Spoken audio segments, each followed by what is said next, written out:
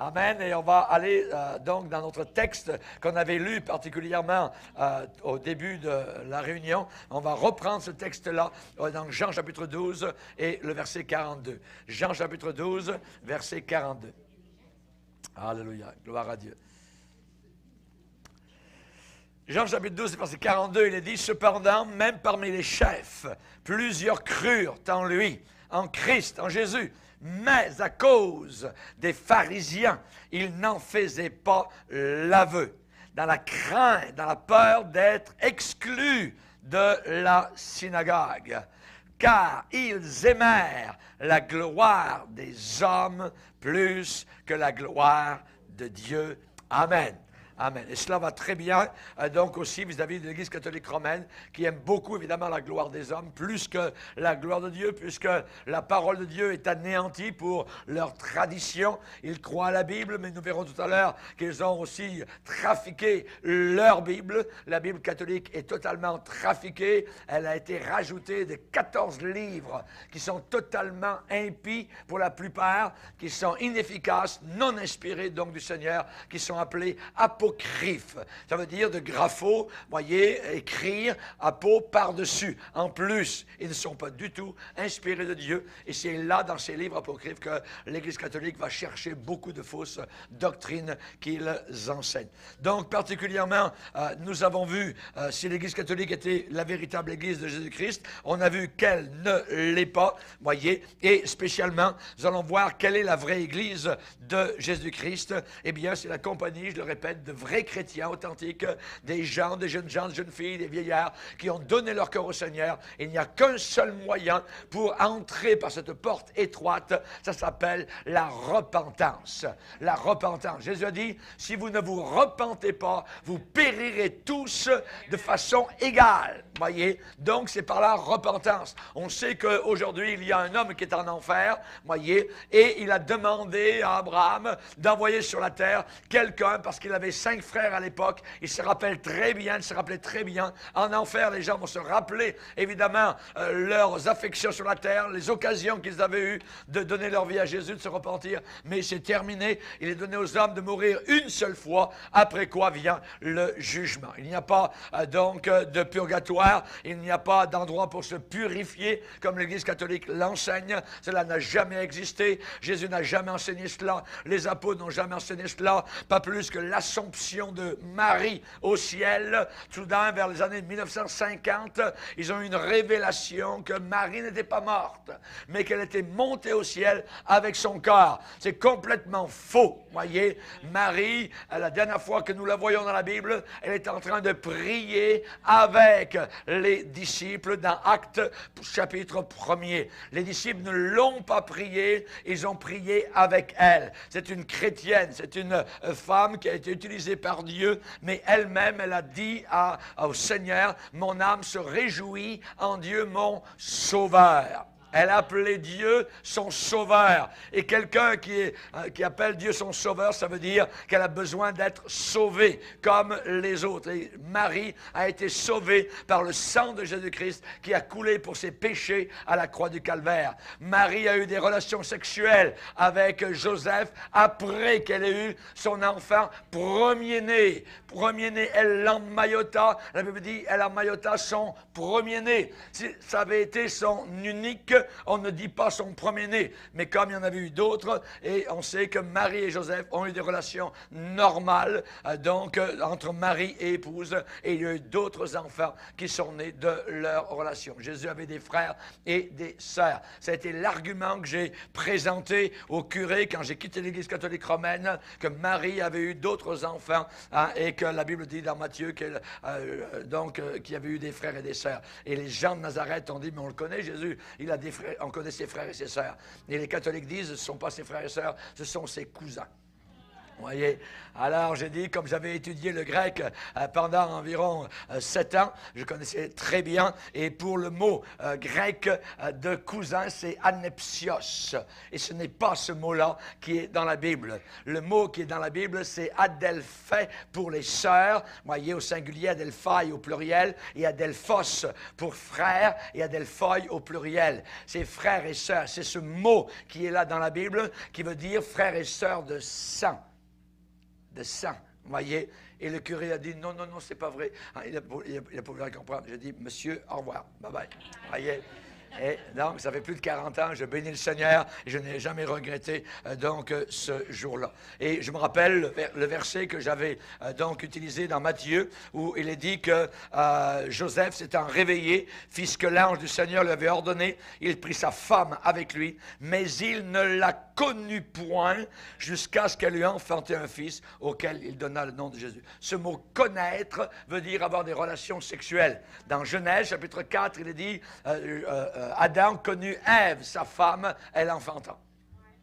Adam connut Ève, sa femme, elle enfanta. Donc, Joseph n'a pas connu Marie, sa femme, jusqu'à ce qu'elle lui enfanté un fils auquel il donna le nom de Jésus. Mais après, ils ont eu des relations normales. Joseph n'était pas dans la même chambre avec Marie pendant toute sa vie, juste à la regarder parce qu'elle était immaculée conception. Voyez? Les catholiques ont juste fait, je dirais, une erreur. L'Immaculée Conception, ce n'est pas Marie, c'est Jésus. C'est Jésus qui est né sans aucune tache, voyez, immaculé, sans être maculé, sans être sali par le péché. Mais nous sommes tous nés en venant dans le monde avec une nature de pécheur, voyez. Et nous avons été sauvés par le sang de Jésus à la croix du Calvaire. Et c'est là qu'on a été transformés. Amen. Que Dieu soit glorifié. Donc, que Dieu soit béni. Et l'Église, la vraie Église, eh bien, elle a existé au travers de tous les siècles.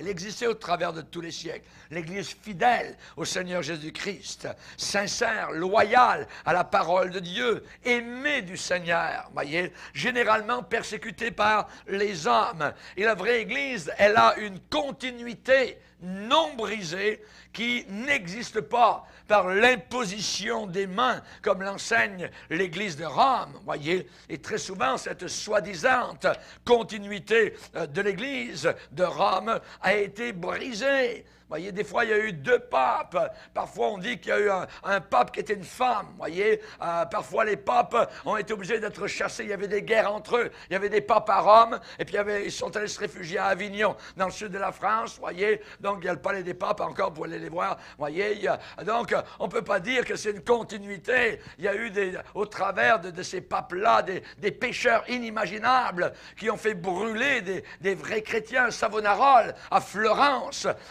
c'était un prêtre catholique qui prêchait l'Évangile et qui prêchait contre les abus de l'Église romaine. Et il a rempli l'Église de Florence de gens qui se convertissaient. Les gens abandonnaient la prostitution, les arts, les mauvaises choses.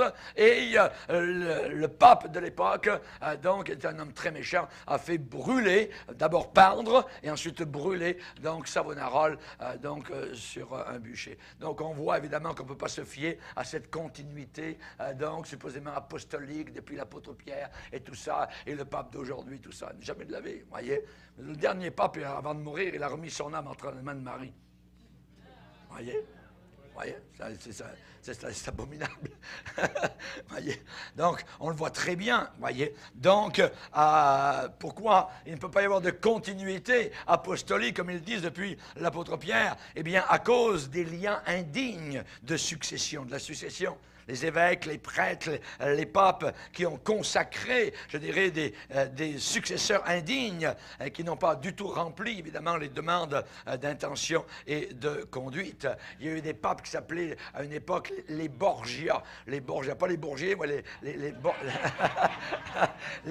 Borgia. Et c'était des gens vraiment dégoûtants au point de vue, impudicité. C'était abominable, c'était connu, tout ça, vous voyez. Par exemple, dans le sud de la France, quand on dit sur le pont d'Avignon, on y danse, on y danse. D'un côté, il y avait le palais des papes, hein, et il y a le Rhône qui passe au travers, et de l'autre côté, il y avait le monastère donc des sœurs catholiques.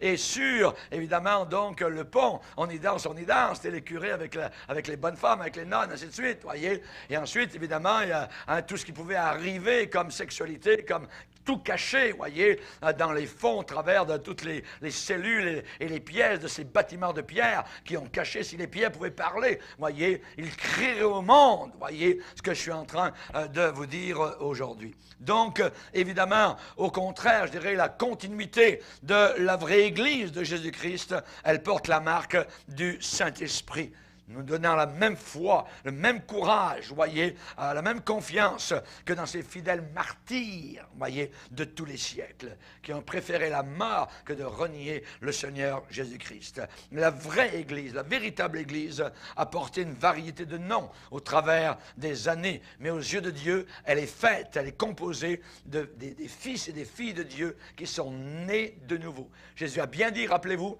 à Nicodème, un homme religieux qui était perdu. Voyez, s'il ne se repentait pas de ses péchés, Jésus a dit à Nicodème, si un homme ne naît pas une deuxième fois, il ne peut pas entrer au ciel. Il n'a pas le pouvoir d'entrer. Quelqu'un peut être religieux, quelqu'un peut venir à l'église, hein, qu'elle soit catholique ou évangélique ou quoi que ce soit, voyez, mais s'il n'est pas né de nouveau, il n'est pas sauvé. Il n'est pas sauvé. Voyez? Donc, c'est pas moi qui le dis, c'est le Seigneur dans Jean chapitre 3. Voyez? Et donc, ces fils et ces filles de Dieu qu'ils sont devenus, puisque la Bible dit à tous ceux qui l'ont reçu, à ceux qui croient en son nom, il a donné le pouvoir de devenir ce qui n'était pas auparavant. Voyez? On n'était pas des enfants de Dieu, on n'était pas des enfants de cœur avant, on était des enfants du diable. Voyez? C'est ce que nous étions auparavant. Voyez? Mais nous sommes devenus enfants de Dieu. Quand le pape s'en va dans un stade dans le monde et qu'il dit « Vous êtes tous des enfants de Dieu », tout ça. Jamais de la vie, c'est pas vrai. C'est tous des créatures de Dieu. Mais ce n'est pas tous des enfants de Dieu. Mais aux yeux, évidemment, du pape, sont tous des catholiques qui ont reçu 3 gouttes d'eau quand ils étaient bébés. Et les gouttes d'eau les ont fait donc enfants de l'Église catholique. Oui, mais pas enfants du Seigneur. Hein. Donc, évidemment, les vrais chrétiens peuvent proclamer seulement, je dirais, un unique mérite, c'est qu'ils ont obéi de tout leur cœur, ils ont rejeté les doctrines, des traditions des hommes, et ils ont accepté au contraire celles que Dieu a révélées dans sa sainte parole. Nous sommes attachés donc à la parole de Dieu. Je me rappellerai toujours un des oncles d'André qui était catholique et mon beau-père essayait de lui parler tout le temps parce qu'il travaillait dans le même endroit et il ne voulait jamais rester. Nous, on est catholique romain, c'est la vraie église, et ainsi de suite. Mais un jour, il a eu le cancer. Il s'est retrouvé donc à l'hôpital à Québec. Et juste quelques temps avant de mourir, il a plié et il a accepté le Seigneur. Et on allait le visiter à cette époque-là, de temps en temps, donc à l'Hôtel Dieu à Québec. Et il nous a raconté que le curé était passé donc, pour donner l'Eucharistie, tout ça. Hein, et lui, il a simplement dit non, regardez, moi j'ai ma messe qui est là dans le tiroir. Vous voyez, il a regardé, c'était une Bible qui était là. Donc, à la fin de sa vie, donc, le monsieur avait accepté le Seigneur. Merci Seigneur. Amen. Que Dieu soit glorifié. Les chrétiens du premier siècle, vous voyez, étaient des croyants en Jésus-Christ. Ils n'ont jamais prié Marie. Ils n'ont jamais prié les morts, voyez. Ils n'ont jamais cru à un purgatoire. Ils n'ont jamais cru à l'Assomption de Marie au ciel. Jamais les croyants du premier siècle croyaient des choses semblables, voyez.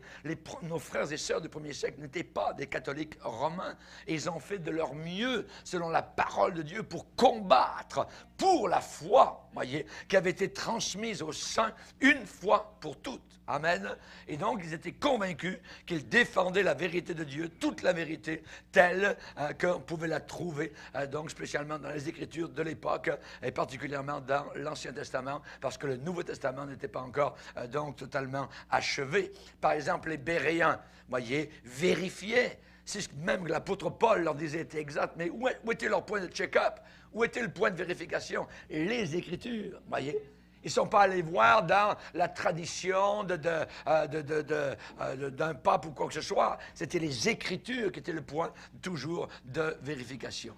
Il y a une parole que Jésus a dite, et il a dit « L'Écriture ne peut pas être anéantie ». l'Écriture ne peut pas être anéantie. La parole de Dieu ne pourra jamais être annulée, voyez, être effacée ou être anéantie. Il a dit, il va falloir que le ciel et la terre passent avant que ma parole ne disparaisse. Que Dieu soit béni. Amen. Et elle ne disparaîtra jamais. Que Dieu soit béni. Donc on voit que les premiers chrétiens allaient vers la parole de Dieu comme leur seule source d'autorité religieuse. C'était la Bible qui faisait donc autorité. Et nous vont garder encore la Bible comme notre autorité. Et quand nos frères et sœurs mouraient par milliers, par dizaines de milliers dans les arènes romaines, ils ne le faisaient pas pour l'Église catholique romaine, dont les dogmes furent élaborés au travers des siècles suivants, mais ils mouraient par simple foi dans l'Évangile de Jésus-Christ. Ils croyaient à Jésus, c'était jusqu'à la mort. Sois fidèle jusqu'à la mort, je te donnerai la couronne de vie. Amen. Ta parole est une lampe à mes pieds, une lumière sur mon sentier. Amen. Gloire au Seigneur. Nous allons parler des saints et des martyrs. Voyez, vous savez que les catholiques ont choisi de réclamer pour eux les premiers martyrs et les premiers saints comme étant des leurs. En disant, les premiers martyrs, c'était des catholiques, tout ça, voyez. Et les catholiques disent que le protestantisme n'a aucun saint, n'a aucun miracle, n'a aucun martyr comme ceux de l'Église catholique. On va y regarder de plus près. Pendant les 3 premiers siècles, voyez, rappelez-vous ça, l'Église catholique n'existait pas.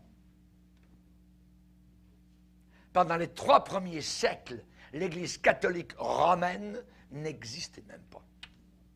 N'existait pas, voyez. Tous les miracles, tous les martyrs de l'Église primitive, tels que rapportés, spécialement dans les Actes des Apôtres avec Étienne, ça a commencé. Étienne n'était pas un catholique, voyez, pas du tout, voyez.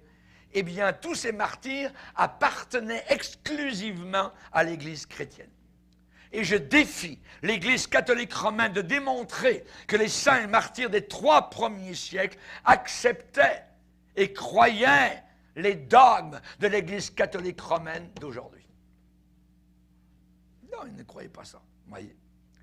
Les catholiques proclament que les grands porteurs d'étendards, les grands témoins des vérités chrétiennes du départ étaient des catholiques romains dans leur foi. Il parle de Saint Clément, Saint Ignace, Saint Théophile, Saint Polycarpe, Saint Irénée, Saint Grégoire, etc. J'aimerais vous dire qu'ils ne l'étaient pas. Ils ne l'étaient pas. Ils n'avaient aucune ressemblance et aucun lien avec ce qui est connu maintenant comme catholique romain. Leur foi à ces gens-là, Clément, Ignace, Polycarpe, Irénée, tout ça, leur foi était selon les Écritures du Nouveau Testament. Et qui n'a, je le répète, aucune association avec les dogmes catholiques romains d'aujourd'hui. L'Église primitive ne faisait aucune statue de saint. Voyez, l'Église primitive de la Bible, voyez, ne faisait aucune statue de saint. La Bible dit, leurs statues ont des yeux, ne voient pas, des oreilles n'entendent pas, il faut les porter, ainsi de suite. Voyez. Ensuite, Isaïe va nous parler d'un gars dans Isaïe 44 qui s'en va dans son champ et puis va couper un beau pain, tout ça. Et puis, il en coupe un peu, je dirais, pour faire cuire son beau steak, voyez. Hein, il met dans le poêle. Et puis, avec le même arbre, là, avec sa hache, il en fait une statue, des yeux, des oreilles, tout ça. Puis ensuite, il se met à genoux, voyez, devant le même bois, tout ça, puis il lui parle, voyez, puis il demande des choses. C'est ce que les catholiques romains font, voyez, à Lourdes, à Sainte-Anne, tous les lieux de pèlerinage, voyez. Hein, la Bible déclare, c'est bien écrit. Et dans Exode 20, le 2e commandement, tu ne te prosterneras pas, tu ne feras pas aucune statue, voyez, pour adorer, pour prier, pour parler à un morceau de pierre, à un morceau de plâtre, à un morceau de bois, voyez, qui a une forme de femme, qui a une forme ou d'homme, ainsi de suite, voyez. Tout ça, c'est zéro, c'est de l'idolâtrie. C'est de l'idolâtrie, c'est condamné dans la parole du Seigneur, voyez. Je vais vous lire, par exemple, dans Psaume 115. Psaume 115. Verset 4. Leurs idoles sont de l'argent et de l'or. Elles sont l'ouvrage de la main des hommes. Elles ont une bouche et ne parlent point. Elles ont des yeux, ne voient point. Elles ont des oreilles, n'entendent point. Elles ont un nez, ne sentent point. Elles ont des mains et ne touchent point. Des pieds et ne marchent point. elles ne produisent aucun son dans leur gosier. Ils leur ressemblent, ceux qui les fabriquent, tous ceux qui se confient en elles. Israël, confie-toi en l'Éternel. Amen. Gloire au Seigneur. Donc, c'est dans le Seigneur, alléluia, que nous devons vraiment nous en tenir et nous confier. Donc, on voit que les premiers chrétiens ne s'agenouillaient pas devant de telles idoles tout en priant. Il n'y a aucun indice dans la parole de Dieu où les premiers chrétiens priaient la Vierge Marie. Rien, aucun indice, voyez. Et on ne peut pas imaginer que dans toutes les épîtres, l'apôtre Paul ait oublié de nous dire de prier Marie, voyez. Non, parce qu'il ne faut pas la prier, c'est tout, voyez. Et on ne prie pas les morts, elle est morte. Et la Bible interdit de prier les morts. Hein? Donc on ne voit aucun endroit où on voit aussi que les premiers chrétiens confessaient leurs péchés à un prêtre. Aucun endroit. Les premiers chrétiens ne faisaient pas baptiser leur bébé. Ouais, aucun endroit. Il n'y avait aucune messe qui était offerte pour les morts. Hein? L'apôtre Pierre, à la Pentecôte, devant la foule, n'a pas dit « Bien maintenant, venez, je serai à la messe là-bas, à tel endroit, à Jérusalem. » Et les premiers apôtres ne disaient pas la messe tous les matins, et c'est tout, jamais de la vie. La messe est la pire abomination qui existe sur la terre. La messe est un blasphème. C'est un blasphème, c'est blasphémer Dieu. Pourquoi? Parce qu'à la messe, c'est le renouvellement du sacrifice de Jésus à la croix. Et le vin devient du sang. Et l'hostie devient le corps de Christ. Imaginez. C'est de la magie. L'Église catholique est la seule à créer Dieu. La seule à créer le Créateur. Oui, au début de la messe, vous avez une hostie.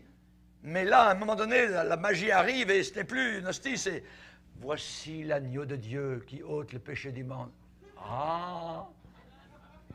C'est ça l'agneau? C'est ça l'agneau de Dieu? Voyez? C'est du mensonge directement. Du mensonge, voyez. Quand vous voyez le pape, les évêques, ainsi de suite, qui racontent ça, c'est abominable. C'est une abomination, littéralement. Pourquoi? Parce que Christ a fait son sacrifice une seule fois. Une seule fois. Alléluia. Et c'est un sacrifice à ne jamais être refait. Jésus a souffert une seule fois. Et sur les autels des églises catholiques de la terre, on refait, ils le disent. C'est le sacrifice qui est refait fois après fois au travers du sacrifice de la messe. Sacrifice de la messe. Oui. Le sacrifice de Jésus a été suffisant. Son sang coulé une fois pour toutes. Vous relirez Épître aux Hébreux, chapitre 10, voyez, nous avons là, amen, comment la messe catholique est une abomination aux yeux du Seigneur Jésus-Christ. Il n'y avait aucune messe offerte pour les morts. Les sœurs chrétiennes étaient des mères de famille et non pas des nonnes. Voyez, on leur interdit de se marier. Les prêtres, voyez, n'ont pas de femmes. Ils ont des concubines, voyez, ou ils ont d'autres hommes parce que beaucoup sont homosexuels. C'est abominable. La Bible parle d'elle comme de l'impudicité. Par exemple, l'apôtre Pierre était marié puisqu'il avait une belle-mère. Jésus a guéri la belle-mère de l'apôtre Pierre qui était remplie de fièvre, nous dit Matthieu au chapitre 8. Ouais. Ensuite, on voit par exemple dans 1 Corinthiens 9, verset 5, où Paul va dire « N'avons-nous pas le droit, comme Céphas, c'est-à-dire Pierre, d'emmener une sœur avec nous dans les voyages d'évangélisation, une sœur qui soit notre femme ?» Vous voyez, les prêtres n'ont pas de femme. Le pape leur interdit. Et nous voyons particulièrement que pour être évêque, il faut avoir été mari d'une seule femme. C'est écrit dans Timothée. Ouais. Et nous voyons que cela, évidemment, est passé complètement de côté par l'Église catholique. Voyez. Et on sait que les démons enseignent.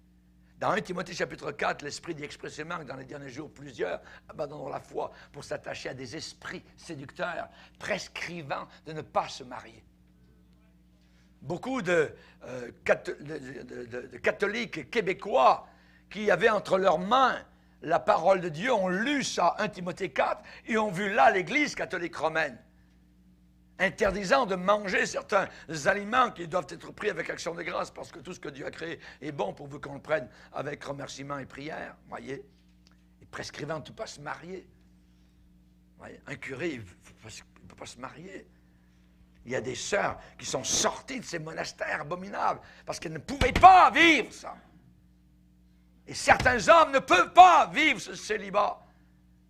Alors ça les pousse vers de l'impudicité, littéralement. Mais c'est imposé par Rome comme une chape de fer, un joug de fer sur eux. C'est abominable, voyez. On voit que les premiers chrétiens n'achetaient pas ni ne vendaient pas des indulgences. Et le pape, en l'an 2000 encore, a donné un paquet d'indulgences à ceux qui faisaient le voyage à Rome. Voyez. Tetzel, un moine catholique, traversait les villages de l'Europe et il rassemblait les foules. Et il disait devant les foules, le moment où votre pièce d'argent tombe dans le panier, les âmes de vos bien-aimés qui sont dans le purgatoire vont directement au paradis. L'argent était ramassé par milliers et milliers. Pour faire quoi? Pour construire la basilique de Saint-Pierre de Rome. Vous voyez cette belle basilique? Elle a été construite sur des siècles avec l'argent. L'argent, je dirais, volé directement de la poche des gens qui ont cru des mensonges. Luther s'est levé.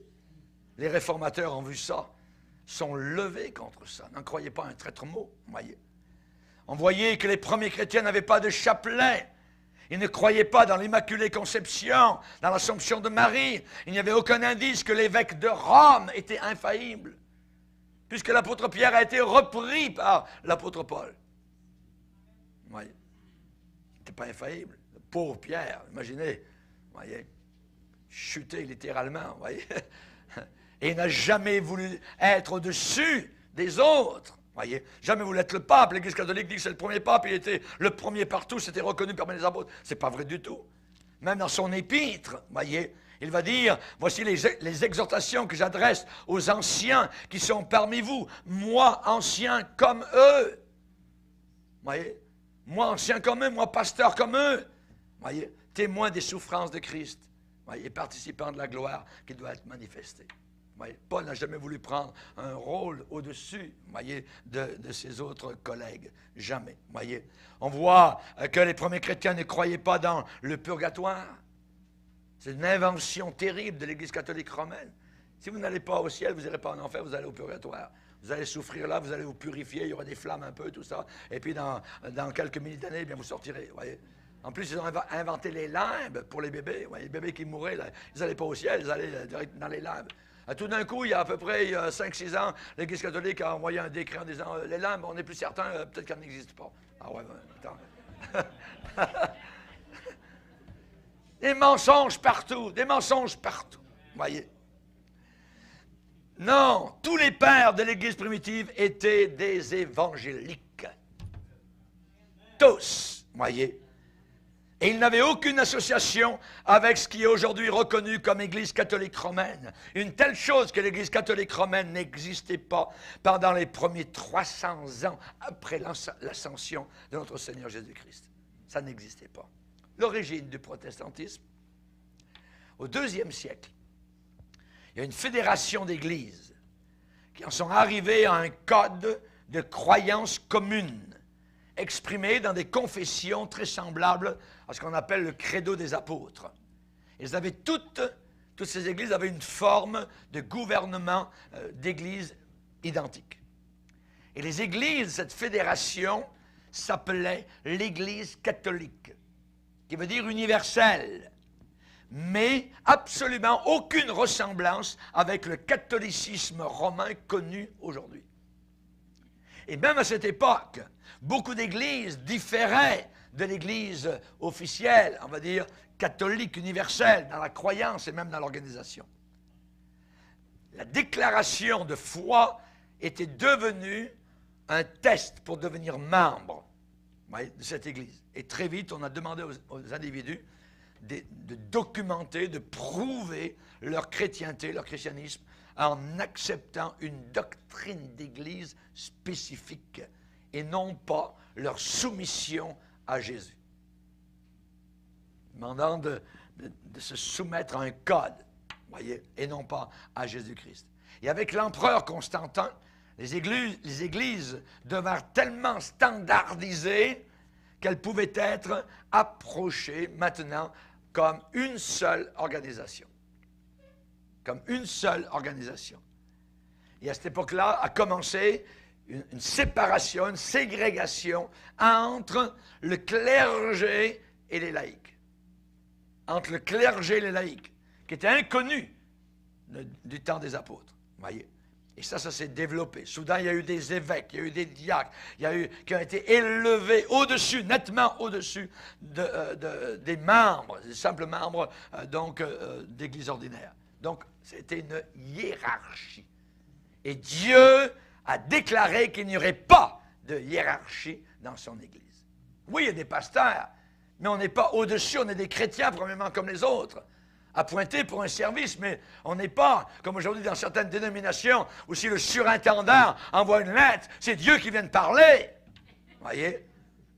Il n'y a pas seulement le pape, il y a les papes et les sous-papes. Vous voyez? Et s'il parle, alors c'est Dieu qui vient de parler. Vous voyez? Il faut vraiment vérifier. Vraiment vérifier. Voyez? Donc, la connotation ensuite de sacrifice a commencé à être liée à la Sainte Seine. A commencé à devenir un sacrifice. La Sainte Seine n'était plus un temps de réjouissance, où le pain reste du vin, où le vin reste du vin, et où on se rappelle, on se souvient que ce que Christ a fait sur la croix de Calvaire. Non, on a commencé à faire une connotation avec un sacrifice. Voyez, un sacrifice avec la Sainte Seine. Et le clergé a commencé à se faire appeler prêtre. Prêtre, voyez. Et l'office d'évêque, à l'origine c'est un pasteur, évêque en grec c'est épiscopos, qui veut dire donc pasteur, celui qui supervise, qui dirige, qui aide. Eh bien, l'office d'évêque a commencé à être élevé, magnifié graduellement, jusqu'au point où les évêques, eh bien, ont été convaincus qu'ils avaient l'autorité pour établir la doctrine. C'est eux qui ont commencé à établir la doctrine. Donc, on a eu de nouvelles révélations. Le mysticisme a commencé. J'ai vu ci, Marie m'est apparue, un tel, ah Dieu m'a dit, ainsi de suite. Ça, c'est très dangereux. Et on voit cela arriver à l'intérieur de l'Église, aujourd'hui, l'Église évangélique. Pentecôtiste, tout ça. Ça, c'est dangereux. Le mysticisme, Dieu m'a dit, Dieu m'a montré, j'ai eu un rêve, j'aurai une vision. Ça, oui, il peut y avoir des rêves, mais on doit vraiment faire attention que tout passe au tamis des Écritures. Que tout passe au tamis des Écritures. Voyez, si vous avez un ange qui vous apparaît et qui vous dit, bien, malgré ce que tu as appris dans le passé, tout ça, il y a, moi je viens de l'au-delà, j'habite dans le ciel, et vous êtes là dans votre chambre, tout ça, il y a un gars qui se tient à 5 pieds au-dessus de votre chambre, tout ça, c'est lumineux, c'est un être merveilleux, tout ça, et il vous dit, contrairement à ce que tu as appris, bien, dans l'au-delà, il y a une deuxième chance. Vous voyez, c'est arrivé ça. C'est arrivé. Un pasteur a vu ça et il dit que l'ange était au-dessus, il flottait. Même son chien a dit, il n'a même pas rien dit de tout ça. Et cet ange lui a dit qu'il y avait une deuxième chance, qu'après la mort, ce n'était pas terminé. Si quelqu'un ne s'était pas repenti avant, ben, dans l'au-delà, il pouvait se repentir. Aïe, aïe, aïe, aïe, aïe. Faux prophète, voyez. Un ange du diable, ange de lumière, voyez. Ils vont faire très attention. Et là, l'Église catholique a commencé à avoir de nouvelles révélations mysticistes. L'Église catholique est bâtie sur le mysticisme. C'est la raison pour laquelle des hommes s'enferment dans des monastères, quittent le monde, voyez, derrière des murs épais, voyez.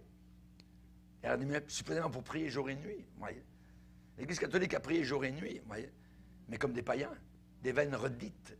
Et ce qu'ils font derrière les murs, là, vous ne le savez pas. Vous ne le savez pas parce qu'il n'y a pas juste de la prière, voyez. L'idée s'est développée graduellement que le clergé devait pratiquer le célibat. Ça a commencé à entrer, voyez.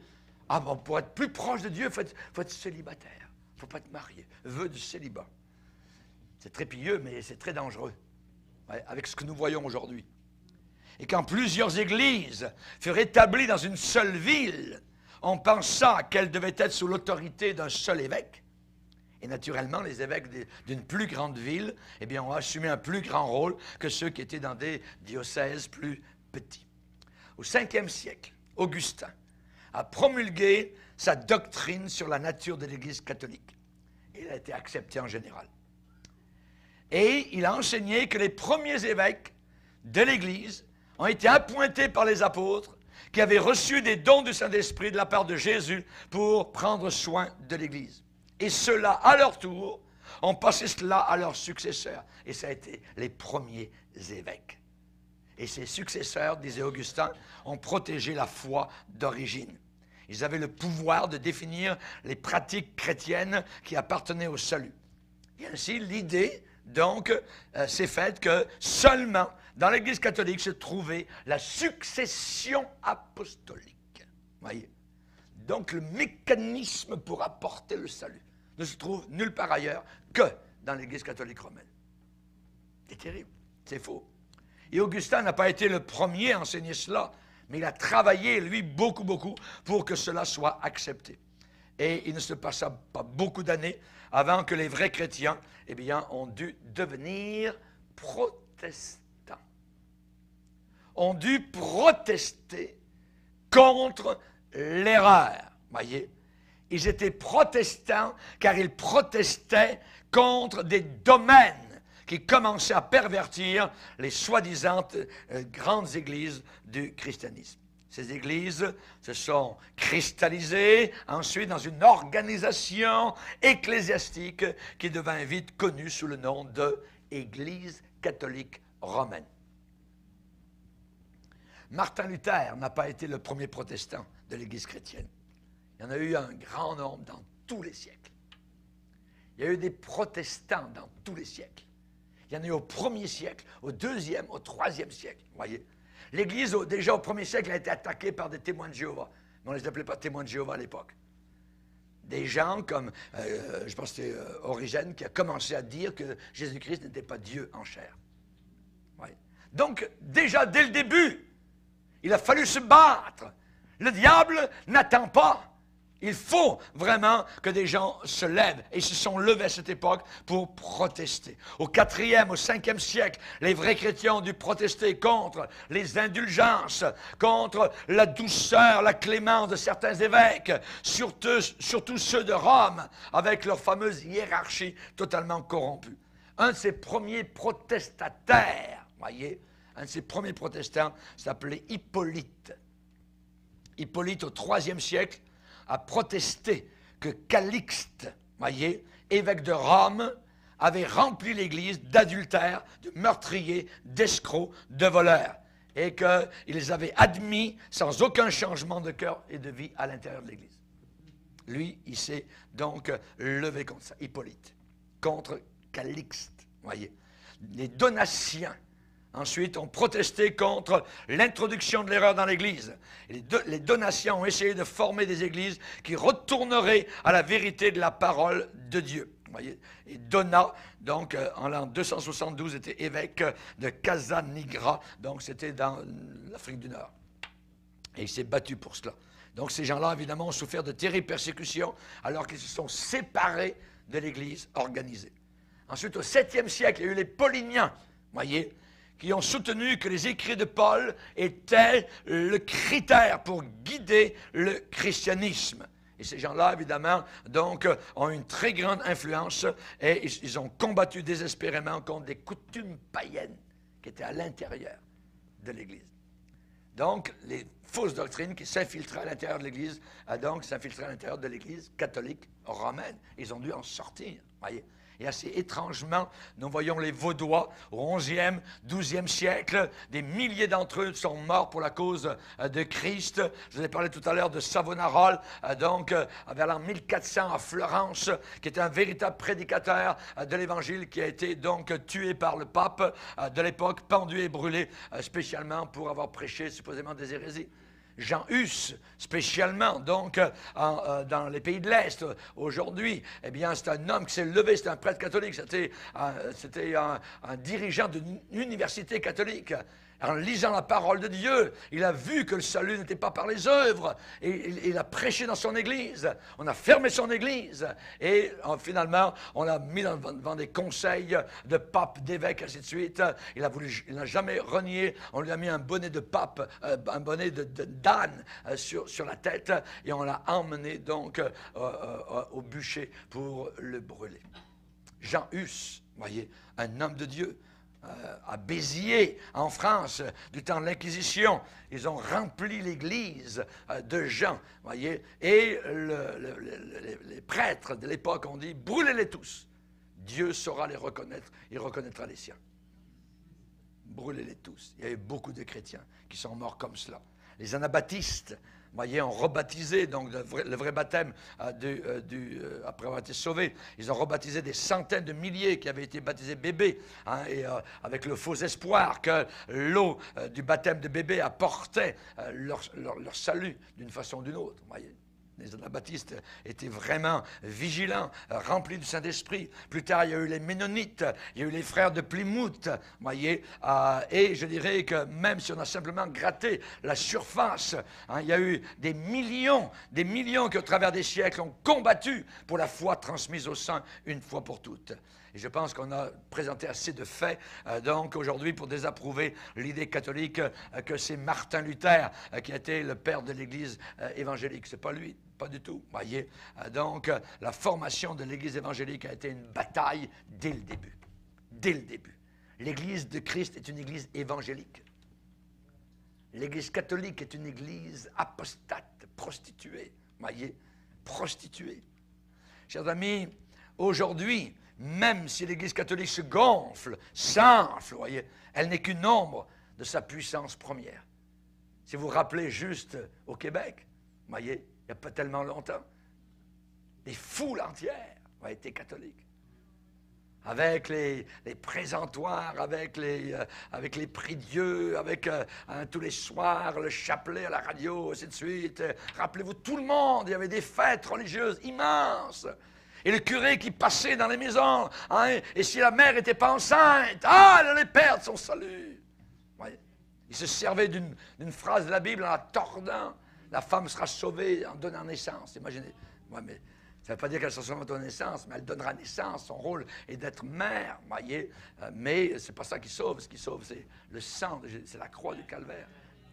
C'est la raison pour laquelle, hein, au Québec, il y a eu pendant une époque des familles de 13 enfants, de 16 enfants. Au Nouveau-Brunswick, on a vu 18, 19 enfants. Voyez, les mères voulaient gagner leur salut. C'était des martyrs, ces mamans.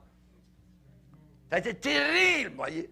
Et chaque année, le curé passait. « Monsieur, est-ce que votre femme est enceinte? » Mon beau-père disait, mais le curé couchait entre moi et ma femme. Voyez. C'est terrible. Voyez. C'est tout du mensonge. Mais c'est l'Église catholique. Et ici, pendant 400 ans, le Québec était sous la férule de l'Église catholique romaine. C'est inimaginable. Voyez. Il y a eu des chrétiens martyrisés. Seul Dieu connaît évidemment le nombre de chrétiens fidèles, martyrisés, tués entre les mains de l'Église romaine. Mais il suffit de tourner les pages de l'histoire pour en être convaincu. Par exemple, juste pour vous dire un exemple, un de ceux qui travaillent beaucoup aujourd'hui à l'écuménisme s'appelle un homme qui a renié sa foi, qui s'appelle Billy Graham. C'est un homme qui a renié sa foi. Il a déclaré ouvertement devant le monde que même les musulmans pouvaient être sauvés, même s'ils ne connaissent pas Jésus-Christ comme sauveur. C'est officiel, c'est documenté, il le dit, il le déclare.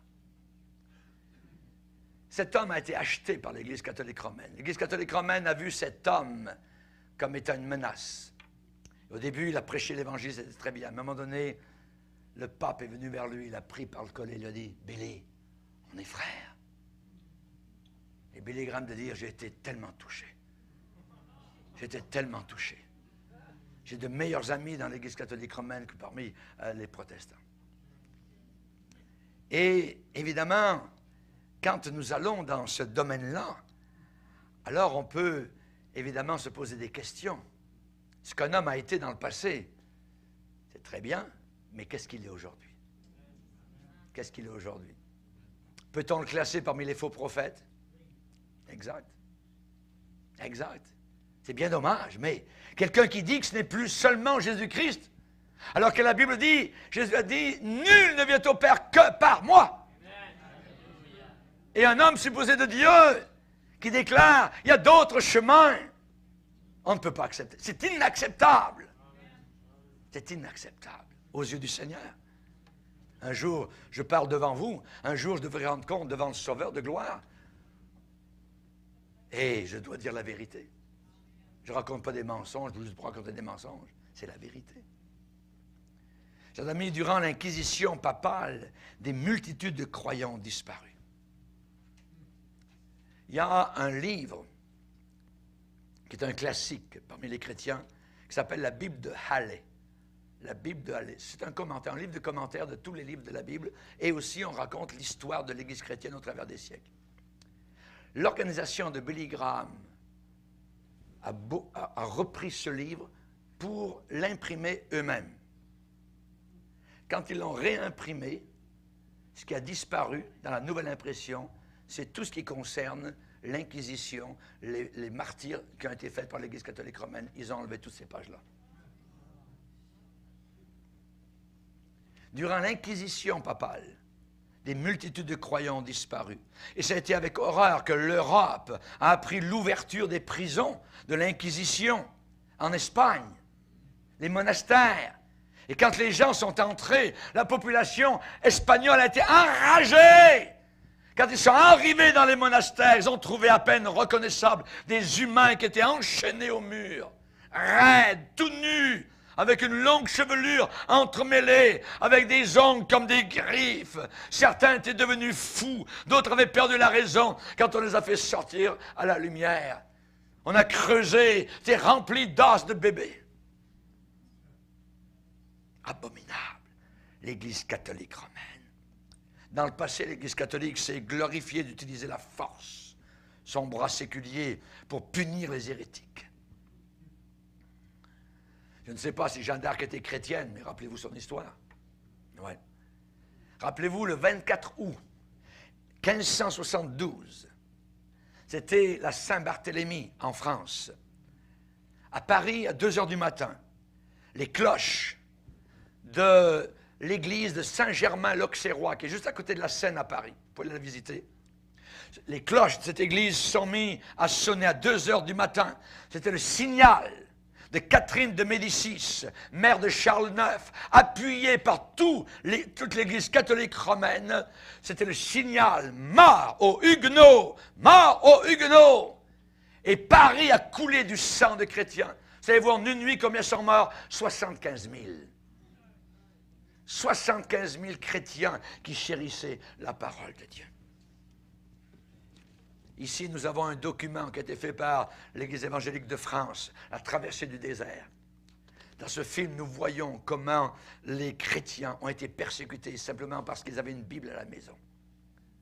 Si vous assistiez à une réunion et que des soldats de Louis XIV arrivaient, vous étiez emmenés dans des prisons sans jamais revenir ou tués ou emmenés aux galères.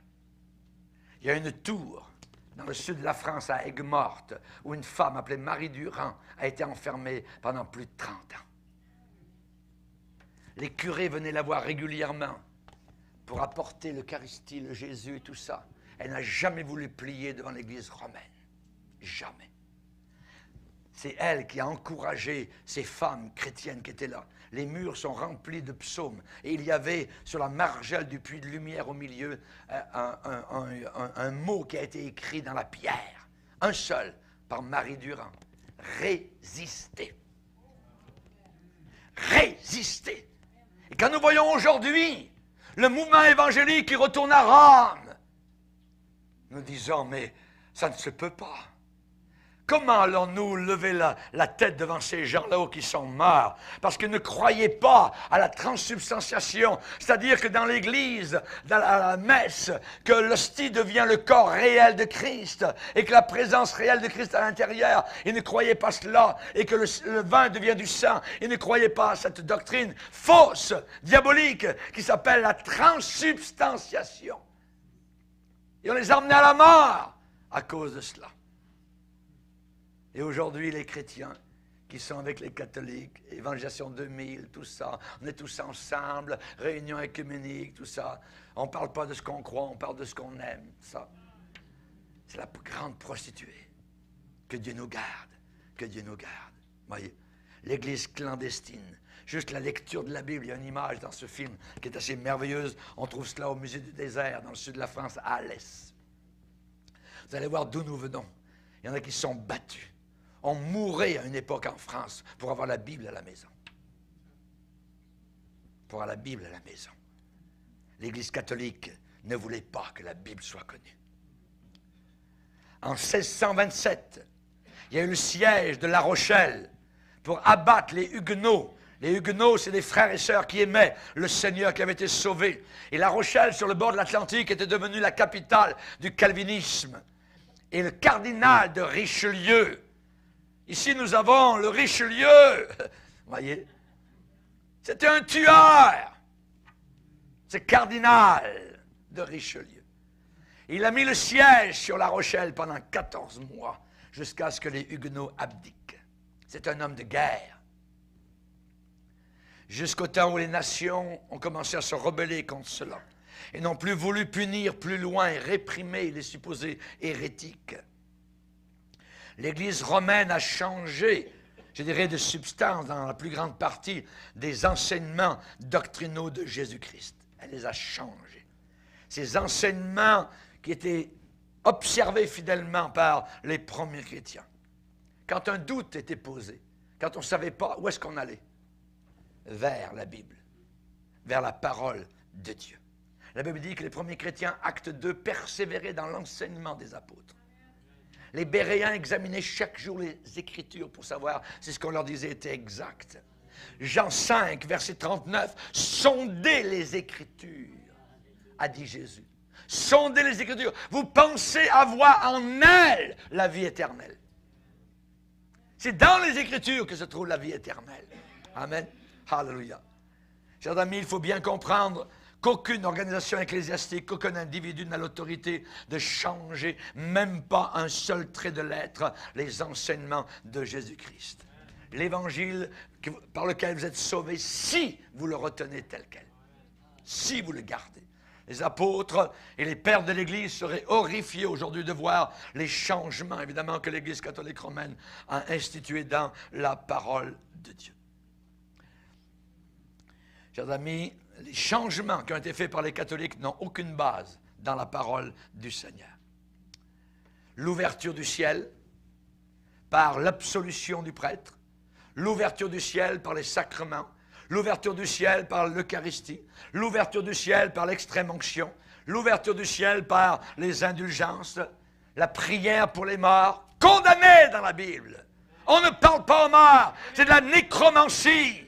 Voyez? Combien de catholiques ont dit « Mon père m'est apparu au pied de mon lit, il est mort de quelque temps, et là il vient de m'apparaître, il m'en parle, ainsi de suite. » Ils croient cela, c'est diabolique.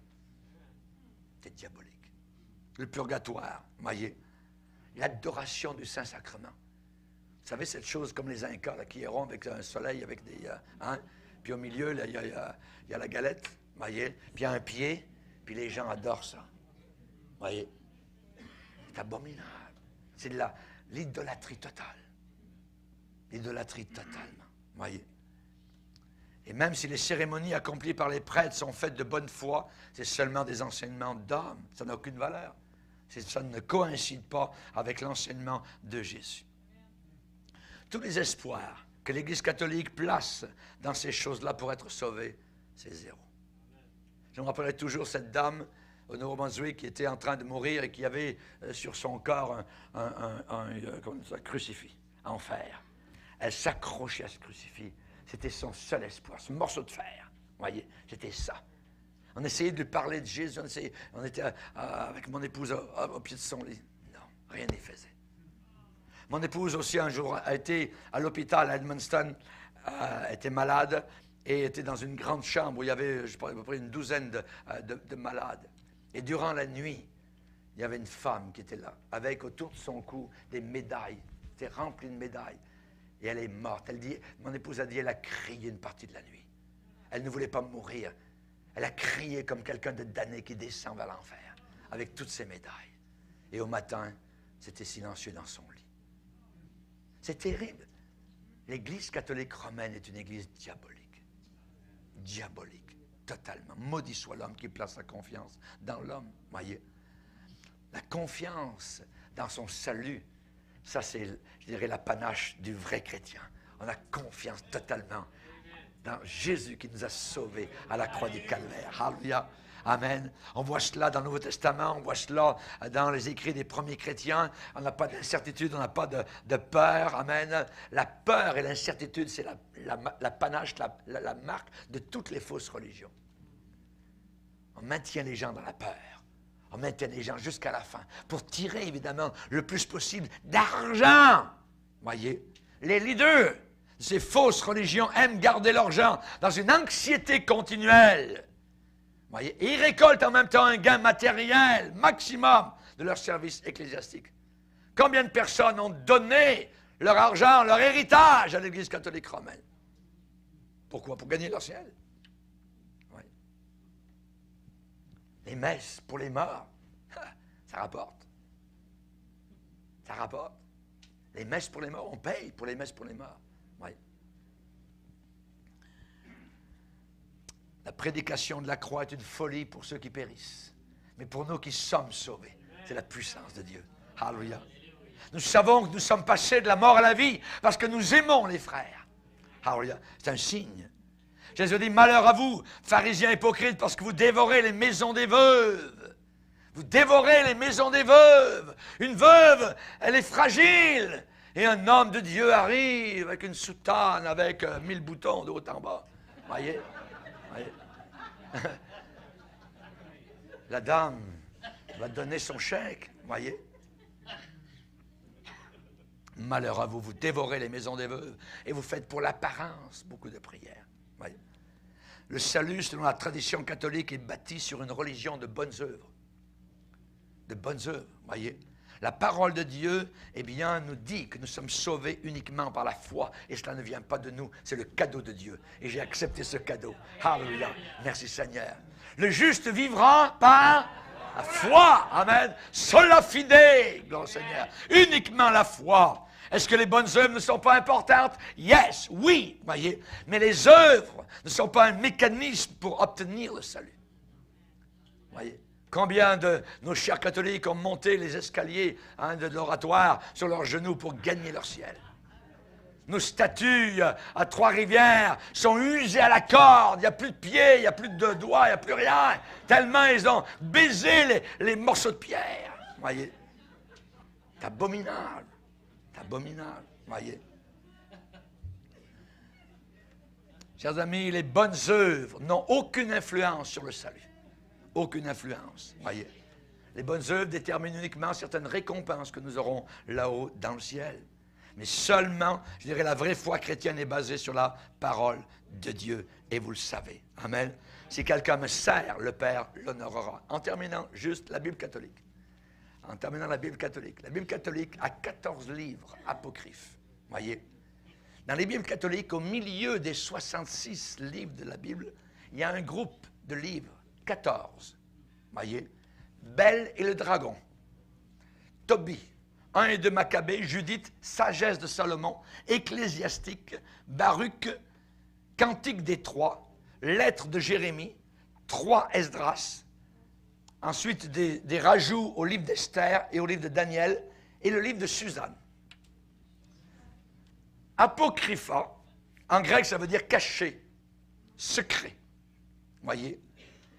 La date de ces livres est incertaine, voyez, on ne le sait pas. Et certains de ces livres ont été écrits quelques siècles avant Jésus-Christ, mais ils ne sont pas inspirés de Dieu, ils ne sont pas reconnus comme étant la parole de Dieu. Certains de ces livres, particulièrement le livre des Maccabées,